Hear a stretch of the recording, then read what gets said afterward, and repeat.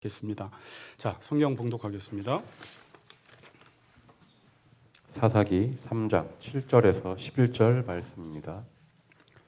이스라엘 자손이 여호와의 목전에 악을 행하여 자기들의 하나님 여호와를 잊어버리고 바알들과 아세라들을 섬긴지라.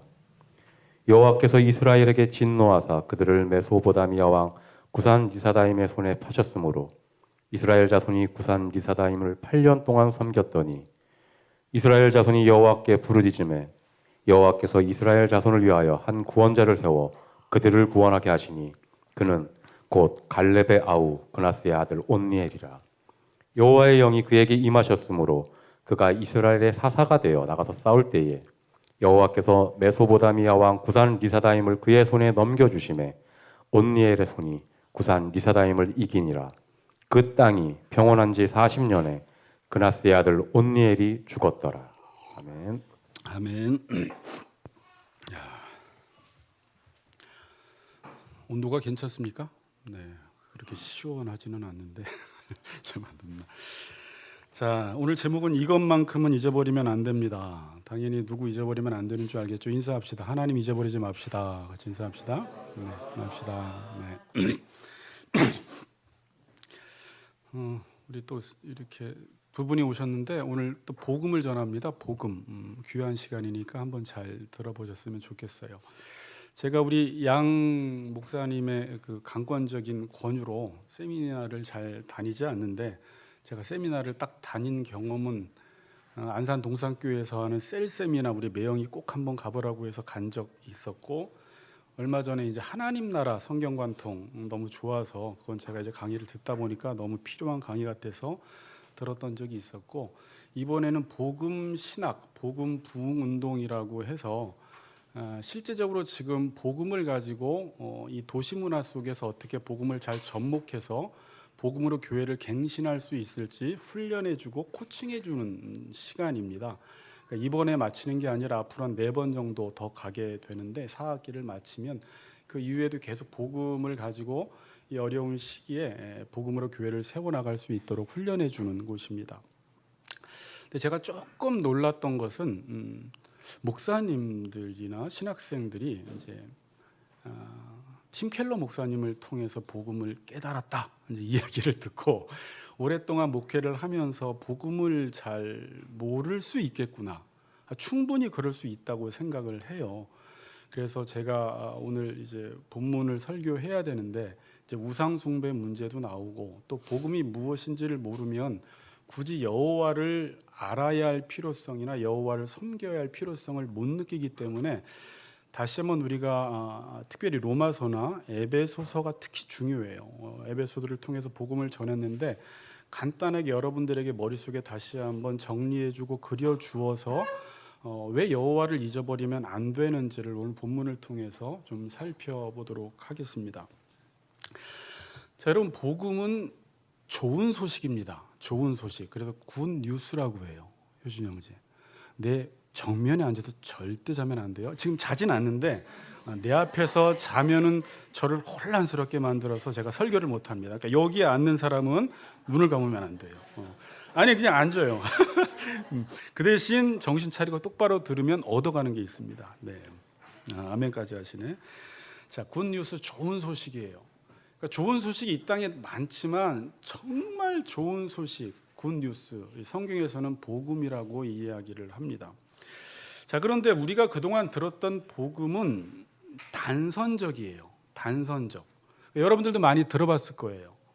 우리는 죄인이었고 예수 그리스도를 믿으면, 우리를 위해 십자가에서 죽으신 예수님을 믿으면 천국에 갑니다. 구원을 받습니다.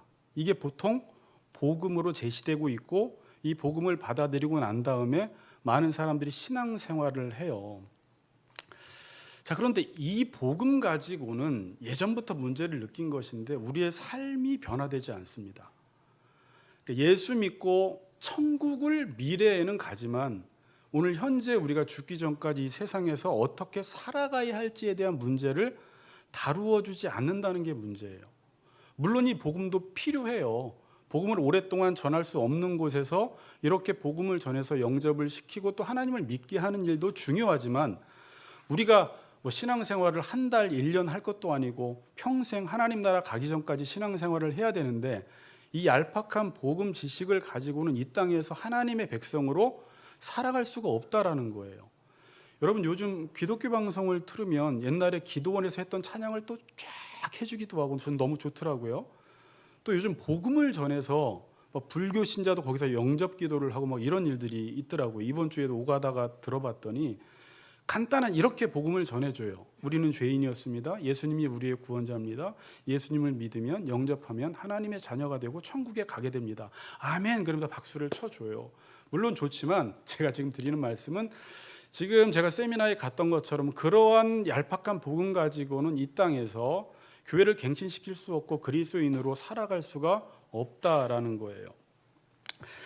자, 지금 많은 사람들이 신앙생활을 어떻게 하고 있죠? 한번 생각을 한번 해봐야 돼요. 제가 이걸 로마서에서 많이 이야기를 한 부분인데 또 일반인들은 어떻게 살아가고 있어요? 자, 우리 여기 다 어려운 이야기 아니에요. 일반인들이나 우리 많은 그리스도인들이 예수를 믿고 어떻게 신앙생활을 하나 보니까 율법주의적인 신앙생활을 대부분 해요. 그러니까 이제 이걸 율법주의적이다라고 하는데 우리 사역자들조차도 이 율법주의, 율법 폐기론, 율법주의적 신앙생활 이걸 막 혼돈해서 쓰고 있기 때문에 여러분들에게 다시 한번 알려드리고 싶어서 그러니까 율법적인 신앙생활을 하는데 이게 무슨 신앙생활이냐면 여러분 예전에 어떻게 살았어요? 내가 먹고 살기 위해서는 내가 무엇인가를 해서 그에 대한 결과를 가지고 내가 산 거예요. 어떤 행위를 통해서 결과를 얻어보는 방식으로 이걸 제가 인과율의 방식이죠. 이게 일반 삶의 법칙이에요. 열심히 일한 것만큼 내가 소득을 얻는 것입니다. 원인을 제공한 것만큼 결과를 얻는 방식으로 살아가요. 자, 그런데 복음이라는 것은 인간의 행위로 얻을 수 있는 게 아니에요. 다시 말하면 하나님께서 우리에게 주신 것들은 우리의 어떤 행위를 통해서 얻어낼 수 있는 게 아니기 때문에 하나님께서 우리의 행위나 자격이나 조건을 보지 않고 일방적으로 우리에게 어떤 것을 딱 줘버리고 그걸 복음이다라고 이야기를 하는 거예요. 그러니까 이건 인간의 힘으로 죽었다 깨어나도 얻을 수 없는 것. 이걸 로마서에서는 행위로 이루어질 수가 없다 이렇게 말을 해요. 그래서 이제 일반적으로 제가 뭐라고 표현했어요? 그걸 보통 율법주의적인 신앙생활을 사람들이 해나간다라는 거예요. 원인과 결과의 방식으로 모든 것들을 얻어낸다라는 것입니다. 제가 예를 하나 들어볼게요.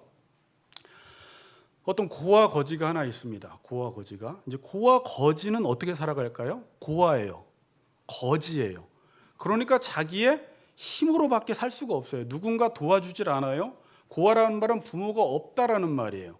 그러니까 내가 내 인생을 책임져서 살아야 되니까 아까 그런 율법주의적인 삶을 살아갈 수밖에 없고 내가 국어를 하든지 일을 하든지 해서 무엇인가를 얻어서 내 배를 채워서 생명을 유지할 수밖에 없었습니다. 자, 그런데 말도 안 되게 이제 말이 안 되는 반전이 일어나는데 갑자기 어떤 부잣집 부부가 오더니 너무 부자예요. 오더니 내가 너희들을 양자 삼겠다는 거예요. 거지가 뭐 한 것도 없고 나 구원해 달라고 이야기 요청한 적도 없고 나 양자 삼아 달라고 애걸한 적도 없는데 어느 날 일방적으로 부잣집 부부가 찾아오더니 양자를 삼아 주고요. 이 집안에 있는 모든 재산을 다 상속시켜 준다는 것입니다. 그리고 그 아버지가 대기업의 회장인데 이 모든 기업을 너에게 다 물려주겠다라는 거예요. 이 모든 집안의 재산과 이 모든 회사의 모든 기업이 네 것이 될 때까지 내가 끝까지 책임지겠다라는 것입니다. 이게 이제 언약을 한 거예요. 그리고 나서 너는 지금부터 어떻게 사냐면 너의 배를 위해서 네가 무언가 잘 살기 위해서 무엇을 하지 말고 이제 네가 부잣집 아들이 되었으니까 한 가지 내가 너한테 부탁을 하는데 그것은 이 많은 재산들을 가지고 많은 가난한 사람들을 위해서 어려운 사람들을 위해서 베풀며 사는 게 내 자녀가 해야 될 일이라고 명령을 내린 것입니다. 이게 이 고와 거지에게는 뭐예요? 복음이에요. 이게 왜 복음이냐면 자기가 무엇을 행해서 얻은 게 아니라 부잣집 아저씨가 부잣집 아저씨가 일방적으로 그 행한 일들을 이 거지 고아에게 줘버린 거예요.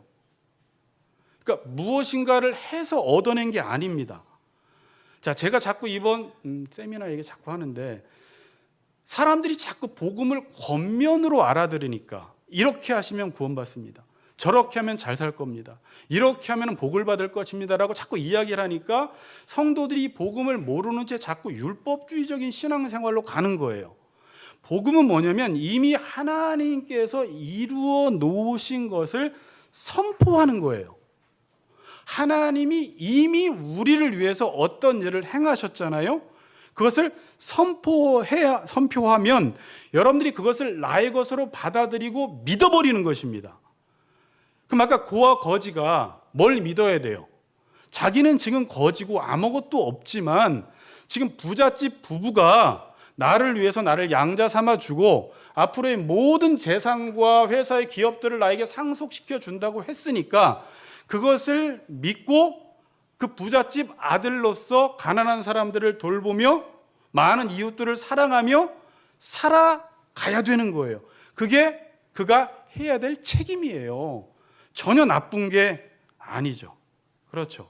그러니까 복음이라는 것은 이미 이루어진 일을 하나님께서 행하신 일을 선포하면 그것을 나의 것으로 받아들이고 믿는 것입니다. 자, 저는 이제 이걸 이렇게 표현했어요. 제가 이제 목사님들하고 토론을 하면서 제 말로 저도 몇 번을 이야기하면서 이해를 시켜드리고 또 좀 쉬운 방법으로 설득을 했는데 같이 하나님의 자녀가 되었으니까 하나님의 자녀다운 삶을 살아가라는 거예요. 신분이 변했으니까 그 신분에 맞는 삶을 살라는 거예요. 그러니까 거지가 갑자기 그 집의 아들이 됐으니까 아들로서 살라는 것이지 무엇을 하면 그 집의 아들로 입양시켜 주겠다라는 말이 아니죠. 그러니까 내 정체에 맞게 살라는 것이지 무엇을 해서 내 정체성을 만들지 말라는 말입니다.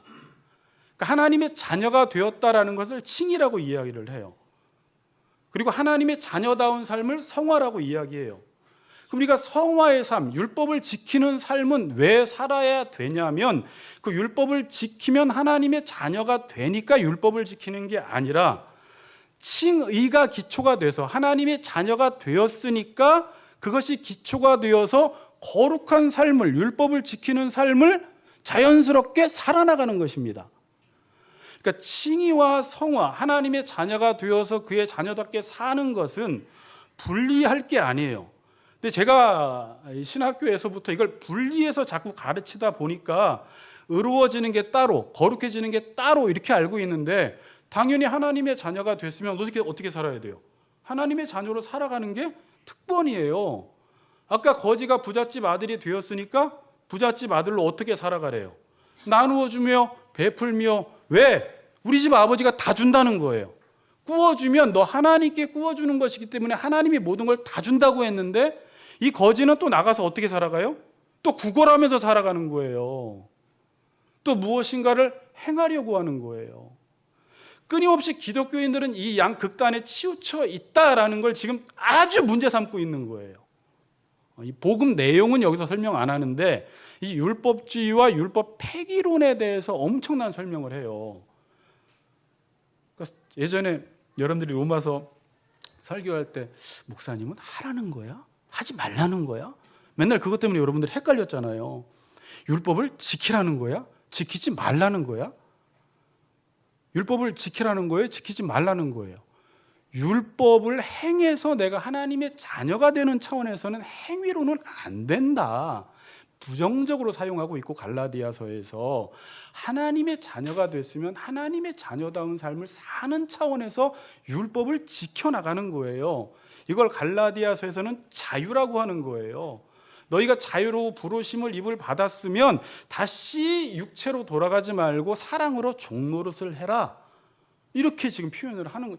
이거는요, 이 구조는요 너무 중요한데 잘못하면 목사님들도 모를 수 있고 신학생들도 모를 수 있고 여러분들도 모를 수 있어서 여전히 복음을 들었음에도 불구하고 아까 이 두 가지 방식으로 자꾸 살아간다라는 거예요. 이 소연이도 안 어려울 수 있어요. 되게 쉬운 얘기야. 거짓 이야기 되게 쉽죠. 그러니까 두 가지가 뭐예요? 이제 내가 하나님의 자녀가 되었다라고 하면서 많은 사람들이 율법 폐기론자로, 나 하나님의 자녀가 됐으니까 어차피 천국 갈 거니까 나 더 이상 율법을 지킬 필요가 없어 라고 하면서 율법을 안 지키는 사람들이 많아요. 난 어차피 하나님의 자녀야. 또 어떤 부류는 자기가 율법을 지키면 하나님의 자녀가 된 것 같고, 율법을 안 지키면 하나님의 자녀가 안 된 것 같고, 계속해서 이미 하나님께서 우리에게 큰 일을 행하셔서, 자꾸 여러분들이 그 기억이 안 나면 거짓 생각하세요. 이미 그 모든 것들이 이루어졌는데 자기의 행위를 통해서 자기의 정체성을 자꾸 확인하려고 하는 이 두 가지 방식으로 살아간다라는 것입니다.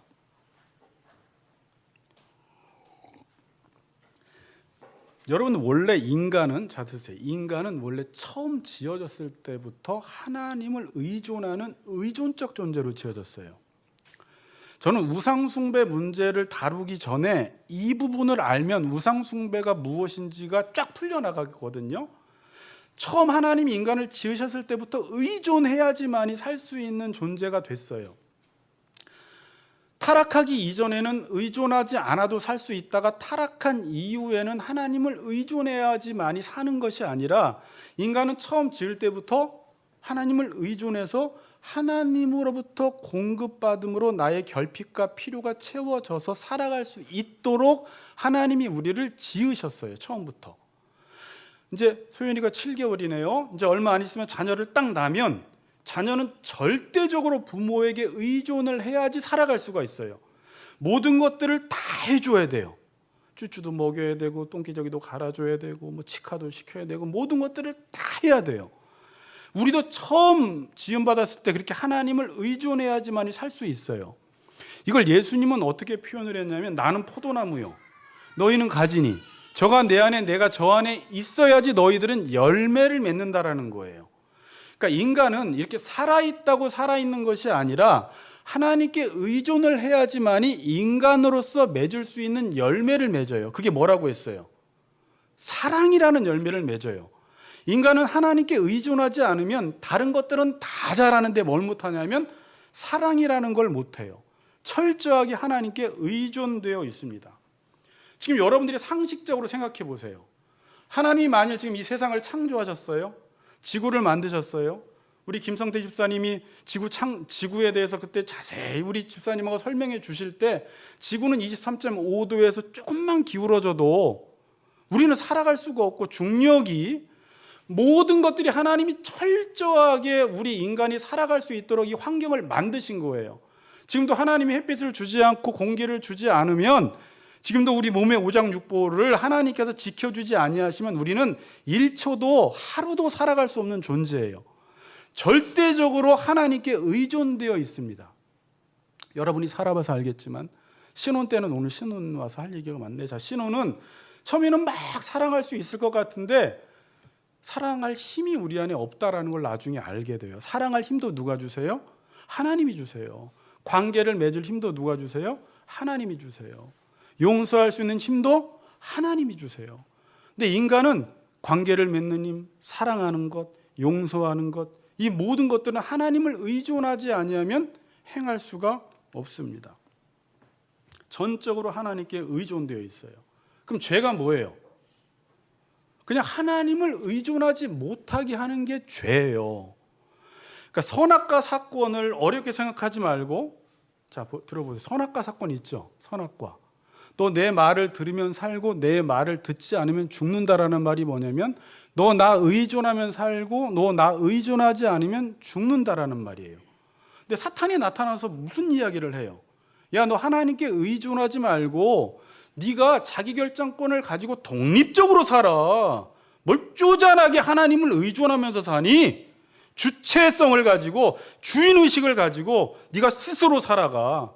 자, 사탄의 말이 복음으로 들려요? 하나님의 말씀이 복음으로 들려요? 죄를 지은 인간은 지금 사탄의 말이 훨씬 복음으로 들려요. 그리고 하나님의 말씀은 자유가 없는 구속으로 들려요. 그래서 인간은 예수 믿고도 끊임없이 어떻게 살아가려고 해요? 내가 지금은 아쉬워서 예수 믿지만 조금이라도 넉넉해지고 조금이라도 여유 있어지면 내가 곧 떠나리라, 이런 마음을 가지고 다니는 사람도 있어요. 우리 집사님은 안 그렇지만 난 안 그런데 왜 그러시지? 그런 얼굴로 쳐다보셔서.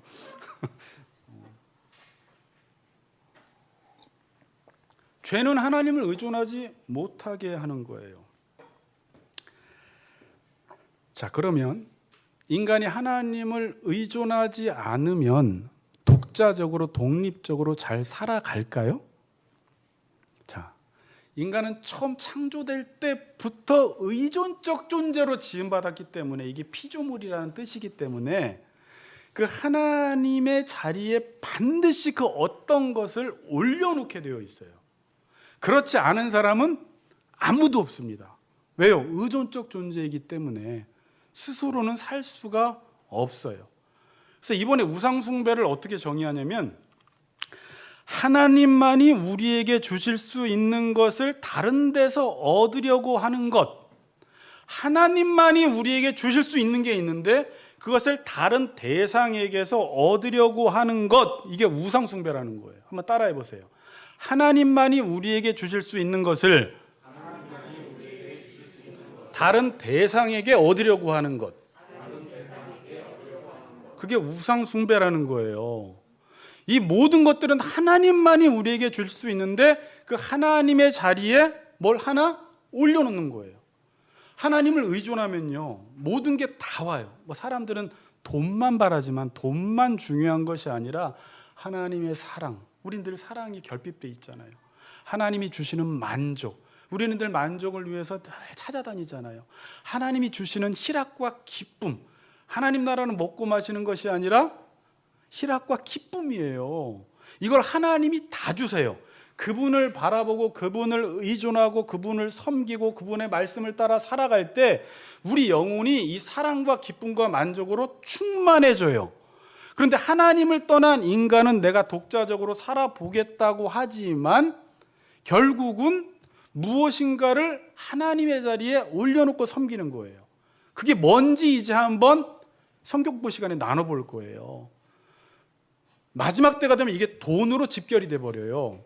돈이 될 수도 있고, 쾌락이 될 수도 있고, 명예가 될 수도 있고, 권력이 될 수도 있고, 인정이 될 수도 있고, 여러분 안에 이 남을 통제하려고 하는 어떤 지배욕이 있을 수도 있고, 수많은 것들이 그 안에 있어요.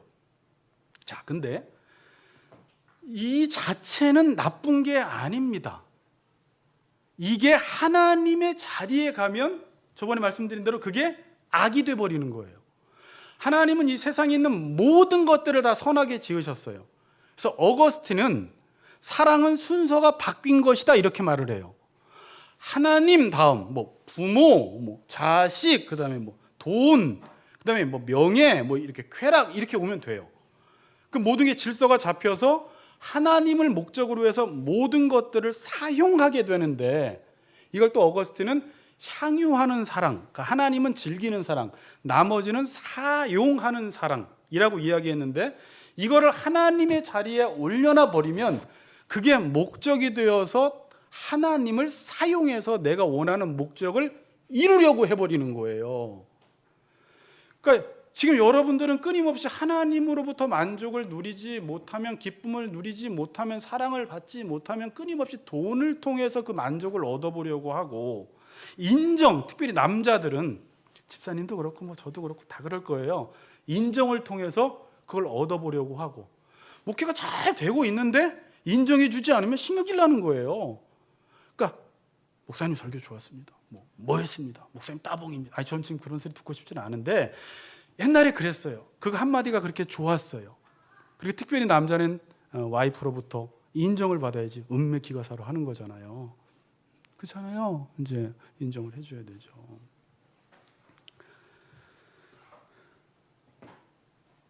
그래서 그거를 통해서 기분이 좋았다가 나빴다가 하기도 하고, 뭐 의미를 찾았다가 못 찾았다, 돈이 있을 때는 뭐 가치가 있다가 없으면 뭐 가치가 없다가, 그러니까 그 말이에요. 자기의 정체에 맞게 그것들을 사용하며 살아가는 게 아니라 무엇인가를 해서 돈을 얻고 권력을 얻고 명예를 얻고 인정을 받으면 그게 나야 라고 하는 거예요. 그래서 그게 떠나가는 순간은 내가 없어지니까 자살하고 싶은 거예요. 죽고 싶은 거예요. 그때 그러니까 이 안에 엄청난 자기가 우상 숭배를 하고 있다라는 것을 알게 돼요. 화낼 필요도 없는 것에 막 분노를 내요. 우리 세미나 때 몇 가지 그 팀켈러 목사님이 그 우상 숭배에 대해서 이따 제가 알려드릴게요. 질문을 몇 가지 하면 내 안에 있는 것이 무엇인지가 다 이렇게 들춰나요. 왜 그것 때문에 화가 나는데? 시간이 많을 때 생각하는 게 뭔지, 돈이 있을 때 돈을 어디다 사용하는지, 이 몇 가지를 보면 자기가 지금 우상으로 섬기고 있는 것이 무엇인지 금방 뽀록 나요. 사랑도 자꾸 다른 대상을 통해서 얻어보려고 하는 것입니다. 하나님의 자리에 다른 사람을 올려놔요. 자, 그래서 그 사람을 통해, 이게 남편이 될 수도 있고요, 뭐 아내가 될 수도 있고 다른 사람이 될 수도 있는데, 그 사람을 통해서 자꾸 사랑을 받아보려고 하는 거예요. 인정을 받아보려고 하는 거예요. 근데 생각해 보세요.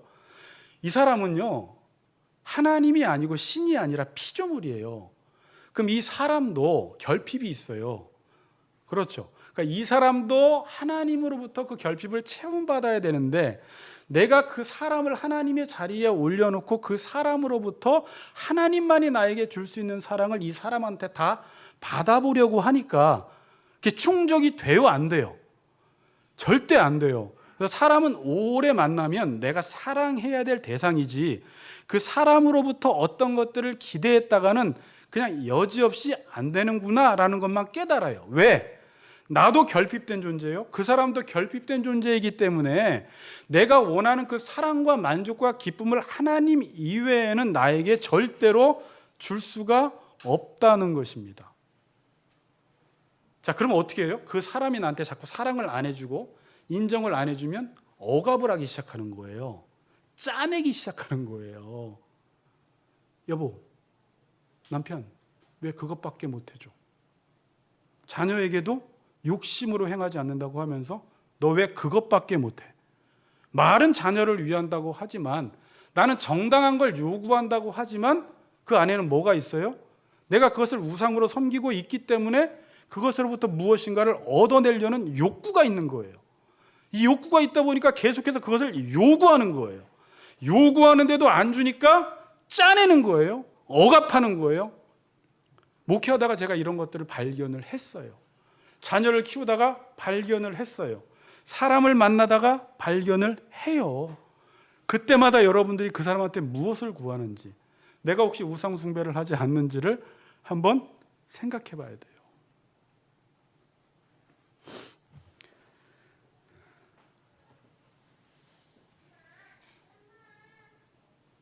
결국은 그 사람이 나의 필요를 채워주지 않으면 인간이 하는 일은 뭐예요?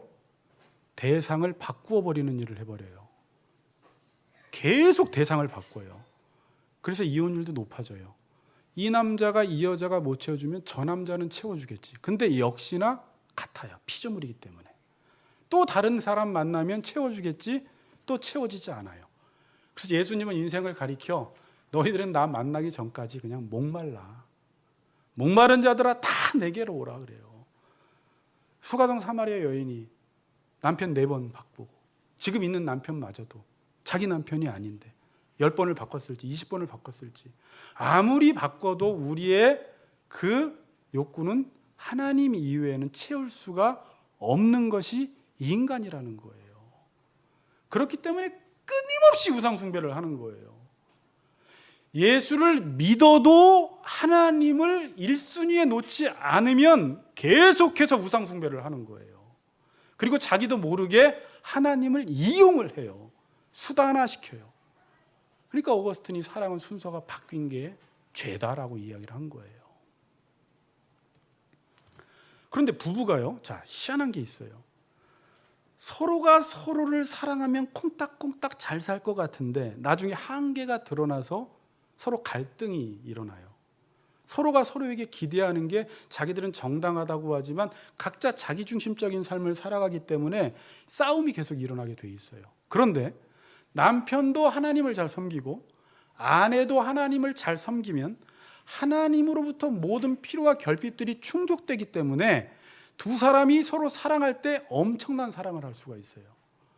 그런데 하나님을 배제시켜 놓고 살아가면 계속해서 상대방에 대한 불만이 생기고 요구를 하게 돼요. 목회를 하다가도 마찬가지예요. 교인도 마찬가지고 목사도 마찬가지고 다 하나님을 섬기면서 그 하나님이 주시는 그 풍성함으로 서로를 섬기는 구조가 돼야 돼요.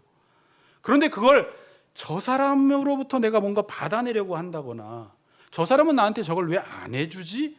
라는 생각이 들어가는 순간 사탄이 엄청나게 공격을 해야 됩니다.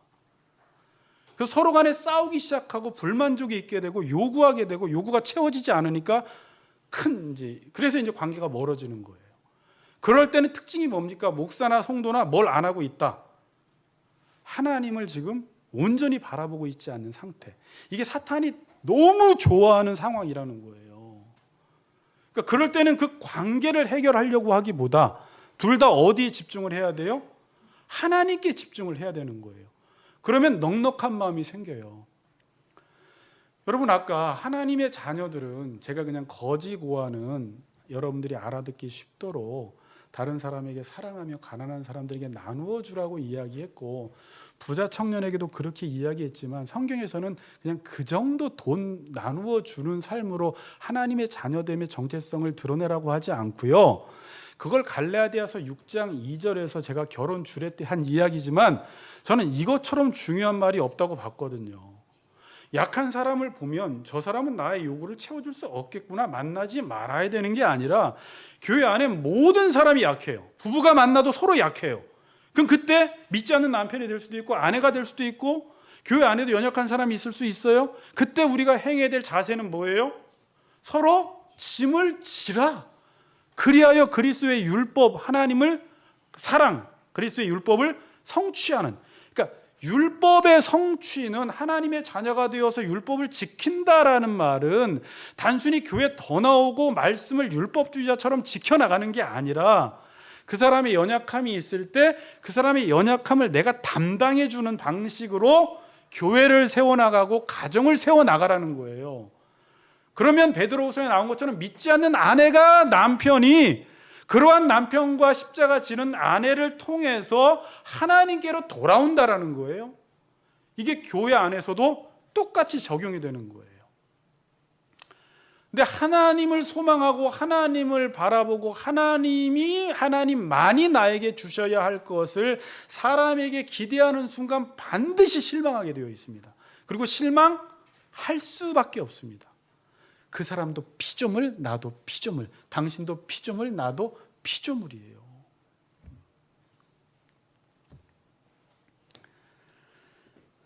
지금 무슨 얘기했다 여기까지 왔어요? 자, 하나님만이 우리에게 주실 수 있는 것을 다른 대상을 통해서 얻어보려고 하는 것이 우상숭배라는 거예요. 자, 그러면 이제 결론적으로 가요. 이제 우상숭배를 해결하려면 어떻게 해야 돼요?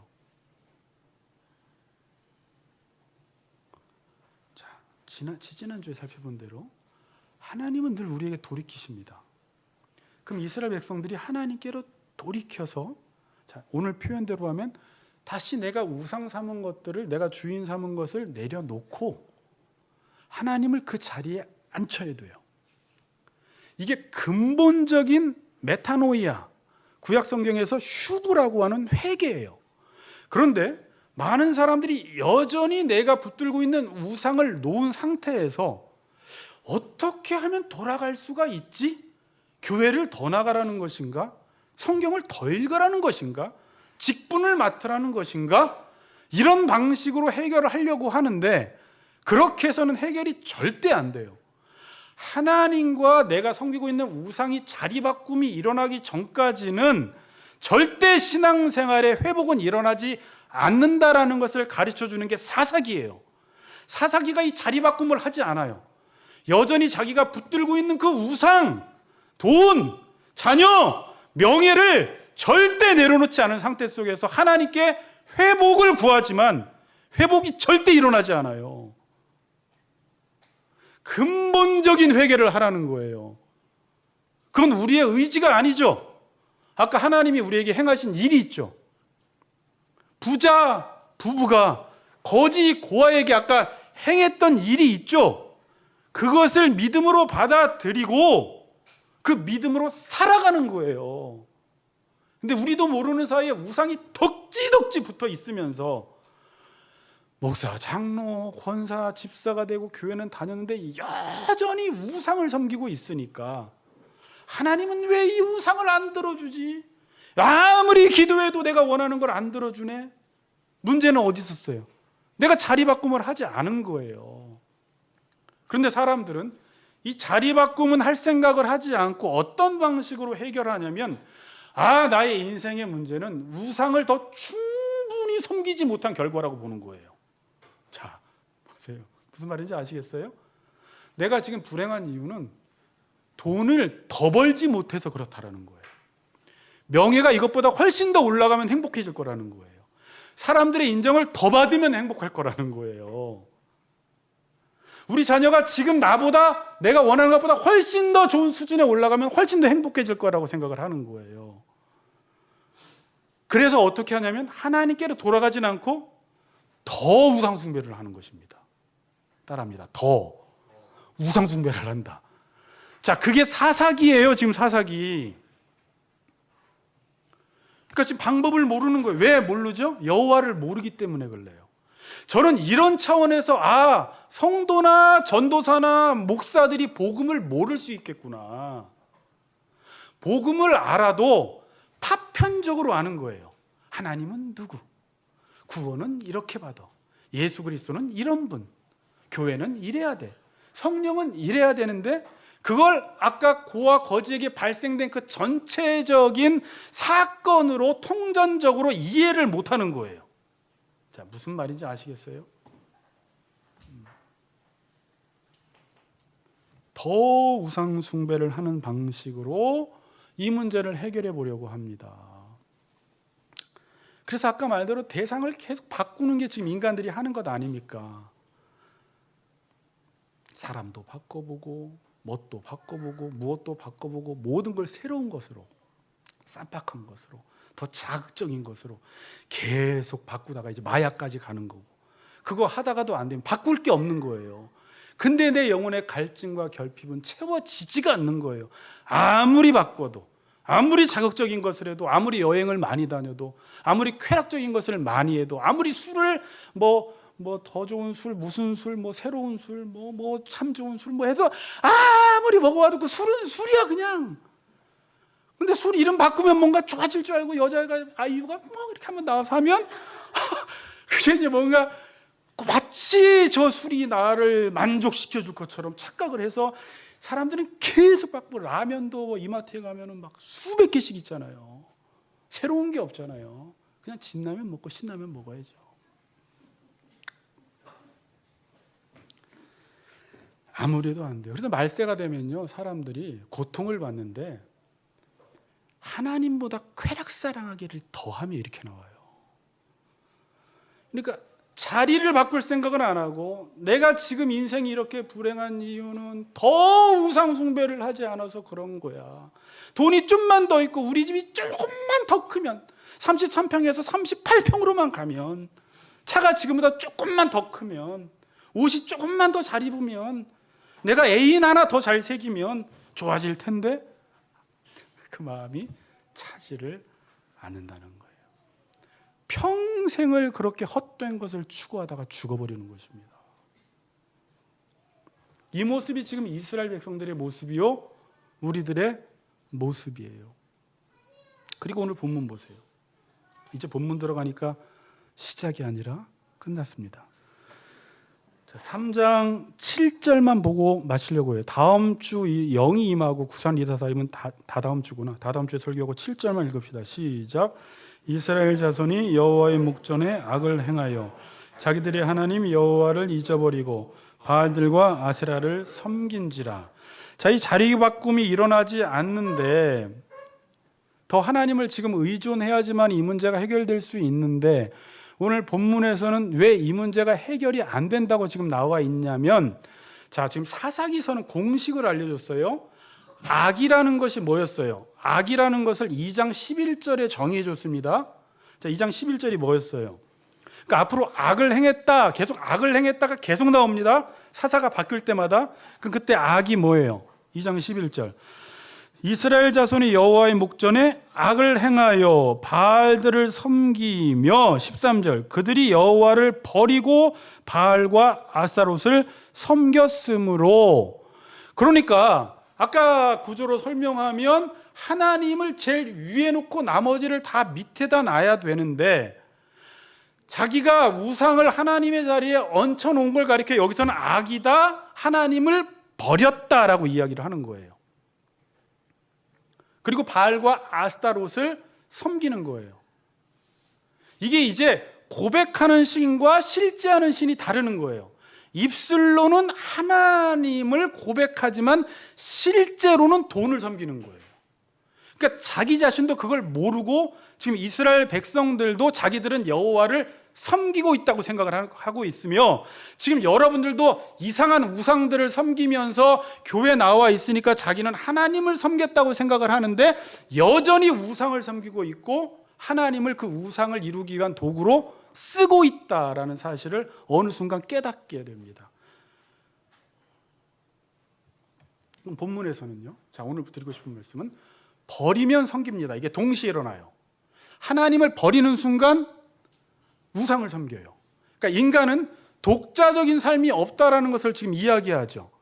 하나님을 의존하든지 우상을 의존하든지 하나님을 의존하든지 돈을 의존하든지 둘 중에 하나라는 것입니다. 그러니까 여기서는 근데 버리는 것을 어떤 단어로 대치시켰어요? 잊어버렸다라고 대치를 시킨 거예요. 그러니까 버린다라는 것은 잊어버렸다라는 의미구나 라고 우리가 알 수가 있어요. 자, 그럼 이스라엘 백성들이나 여러분들 하나님을 지금 잊었습니까? 한번 물어볼게요. 아니, 저기는 또 늘 잘하신다고 그래가지고 안 물어볼게요. 하나님을 잊어버렸어요? 우리는 하나님을 잊었다고 생각을 안 해요. 왜냐하면 뒤에도 이제 8절부터 보다 보면 이들이 고통을 당하면 여호와께 기도를 해요. 여호와를 알고요, 기도도 알아요. 하나님을 잊었다라는 건 그 정도 차원이 아니에요. 치매에 걸려서 여호와를 전혀 모른다라는 말이 아닙니다. 이들은 지금 과거에 1세대 이스라엘 백성들, 자기 부모 세대들이 애굽으로부터 출애굽을 해서 홍해 사건이 일어나고 광야 40년을 하나님이 인도하셨고 가나안 땅에 들어와서 하나님이 전쟁의 주도권을 가지고 싸우셨다라는 것 다 알아요. 근데 여호와를 잊었다라고 지금 표현을 해요. 그럼 이 잊었다라는 게 뭘까요? 자, 복음을 모르는 거예요. 이런 차원에서. 아까 그 거지 고아가 그런 일들이 생겼는데 시간이 오래 지나다 보니까 또다시 율법주의적인 신앙생활을, 자기가 이미 하나님의 자녀가 됐고 부잣집 아들이 되어서 부잣집 아들로 살면 되는데 오랫동안 복음을 재반복해서 듣지 못하고 잊어버리다 보니까 복음이 파편적인 지식이 됐고 종교꾼이 되다 보니까 여호와를 잊어버리게 되어서 자기에게 일어났던 그 복음이 뭘 의미하는지를 모르게 된 거예요. 다시 말하면 하나님은 누구시고 나는 누구인지에 대한, 하나님과 내가 지금 어떠한 관계에 있는지를 잊어버린 거예요. 근데 이 말이 너무 중요한데 모르는 사람 많아요. 하나님과 내가 지금 어떤 관계에 있는지를 몰라요. 하나님이 일방적으로 나에게 어떤 일을 행하셔서 그것을 나에게 주셨다라는 것을 몰라요. 그걸 지금 제가 교리를요, 처음 가르칠 때는요, 여러분, 제가 놀라운 게 뭐냐면 이걸 다 따로따로 가르쳤어요. 그래서 예수 그리스도의 비야, 뭐 승기, 뭐 죄, 하나님의 속성, 이걸 다 따로 알아요. 근데 처음에는 그렇게 배울 수밖에 없어요. 근데 이거를 뭐 3번, 4번, 5번 가르치다 보니까 너무 정교한 거예요. 성경신학적으로 풀어져요, 이게.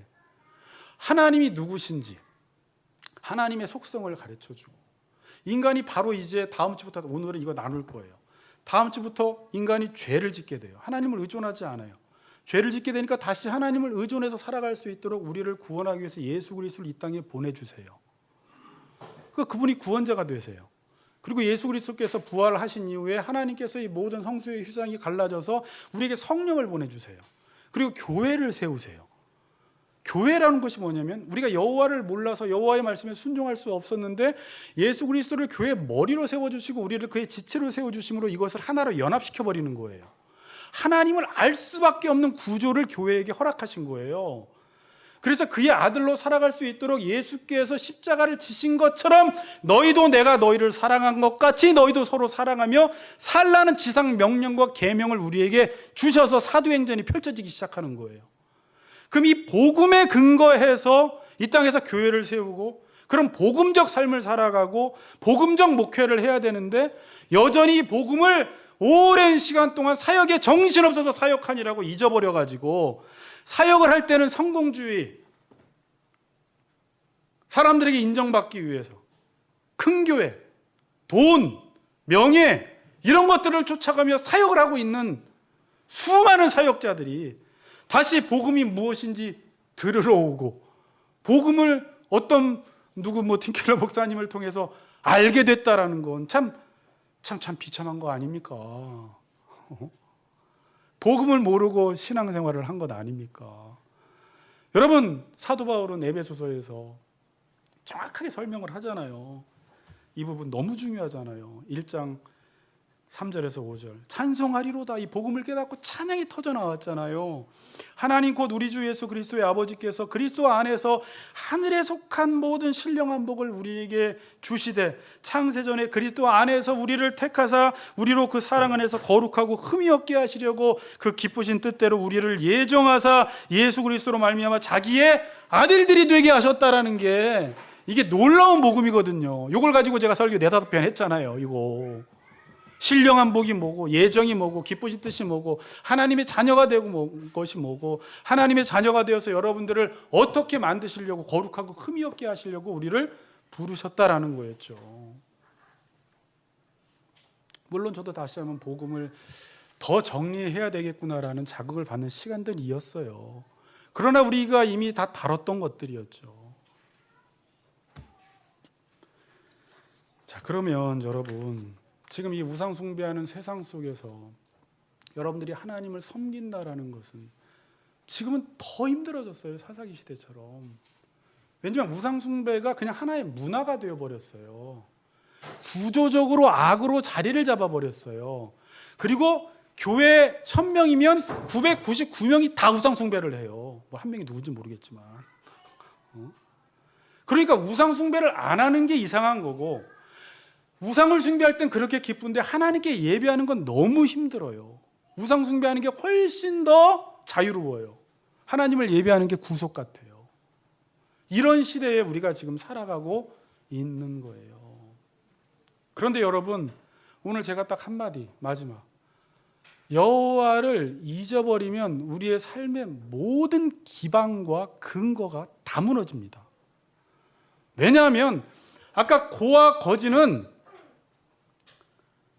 소속이 바뀌었고 신분이 바뀌었어요. 이 땅의 나라에서 하나님 나라 백성이 되었어요.